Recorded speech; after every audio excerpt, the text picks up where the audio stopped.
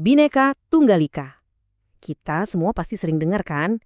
Tapi pernah kepikiran nggak sih apa artinya buat kamu secara pribadi? Nah, di sini kita bakal lihat gimana semboyan ini tuh bukan cuma soal negara, tapi soal perjalanan kita. Perjalanan dari aku jadi kita. Oke, kita mulai dari sini ya. Pertanyaannya kelihatannya simpel banget. Siapa kamu sebenarnya? Coba deh renungin sebentar, karena jawabannya, wah, itu bisa jauh lebih dalam dari yang kamu kira. Kenapa? Soalnya, jawaban dari pertanyaan tadi tuh jadi titik awal sebuah perjalanan yang keren banget. Perjalanan yang nyambungin keunikan kita masing-masing ke sebuah identitas yang lebih besar sebagai bangsa Indonesia. Yuk kita bedah bagian pertamanya, percikan identitas. Biar ngerti gambaran besarnya, ya kita harus mulai dari diri sendiri dulu dong. Jadi gini, coba deh lihat, identitas kita tuh sebenarnya ada dua lapis. Pertama, ada identitas individu. Ini yang bikin kamu, ya kamu, unik. Kayak nama, bakat, atau kepribadian kamu. Terus, ada juga identitas kelompok. Ini yang kita bagi bareng-barang sama orang lain. Suku, agama, bahasa. Nah, dua-duanya inilah yang ngebentuk siapa diri kita. Terus, kenapa sih ini semua penting banget? Gini, identitas itu ibarat jangkar buat kita. Dia ngasih kita rasa memiliki, jadi fondasi buat harga diri, dan jadi dasar gimana kita berinteraksi sama orang lain. Coba bayangin kalau nggak punya itu, kita bisa-bisa ngerasa hilang kan? Dan inilah intinya, kuncinya. Saya unik, kita beragam. Gabungan dari setiap keunikan individu-individu inilah yang ngebikin bangsa kita jadi, ya ampun, indah dan kaya warna banget. Oke, dari diri sendiri, sekarang kita zoom out. Kita lihat gimana ini semua jadi sesuatu yang jauh lebih besar skalanya. Selamat datang di Mozaik Raksasa Indonesia. Udah siap lihat skalanya? Kita mulai dari angka ini. Lebih dari 1.300 suku bangsa. Coba deh bayangin, 1.300. Masing-masing punya tradisi, adat, dan ceritanya sendiri-sendiri.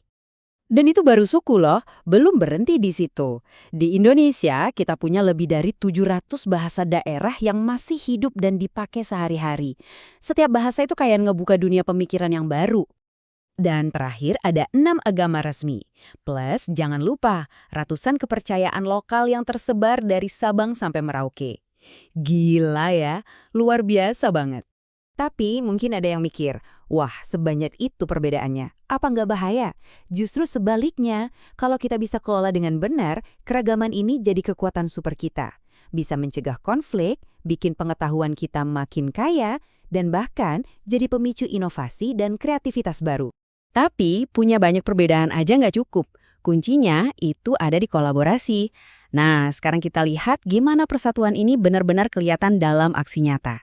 Kolaborasi ini ada di mana-mana loh. Coba lihat, di bidang seni dan budaya, kita sering lihat ada festival gabungan. Di pendidikan ada pertukaran pelajar. Bahkan di ekonomi, hal sesimpel pasar produk daerah atau pariwisata, itu sebenarnya wujud nyata gimana budaya yang beda-beda bisa ketemu, saling belajar, dan tumbuh bareng. Dan ini bukan cuma teori di buku ya, ini beneran terjadi. Lihat aja contoh-contohnya. Dari Festival Danau Sentani di ujung timur Papua sampai pasar malam Sekaten di jantungnya Pulau Jawa. Kolaborasi budaya itu udah jadi denyut nadi kehidupan bangsa kita. Jadi, prinsipnya tuh ini nih. Bersatu dalam perbedaan, maju dalam kolaborasi. Persatuan itu fondasinya. Tapi kemajuan, nah, itu baru bisa kita raih kalau kita aktif kerja bareng. Oke, sekarang kita zoom out lagi lebih jauh. Gimana caranya Indonesia ngebawa cerita keren ini, cerita persatuan dalam keragaman, ke panggung dunia? Ternyata ada prosesnya, dan ini menarik banget. Sesuatu kayak batik misalnya. Awalnya kan cuma tradisi lokal ya kan? Terus diangkat jadi harta nasional. Lalu kita pamerin ke dunia lewat diplomasi budaya, sampai akhirnya, boom, dapat pengakuan global dari UNESCO.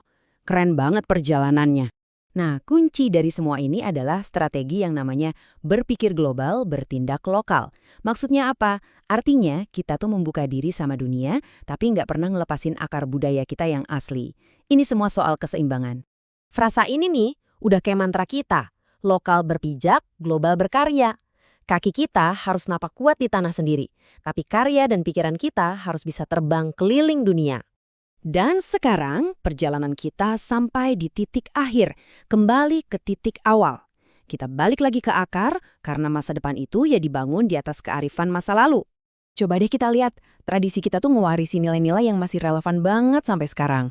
Ada gotong royong, semangat kerja bareng buat komunitas.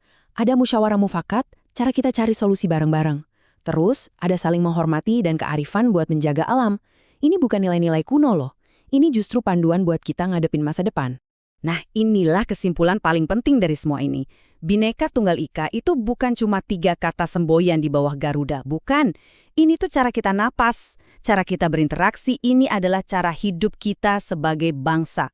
Jadi, aku mau tinggalin kamu dengan satu pertanyaan.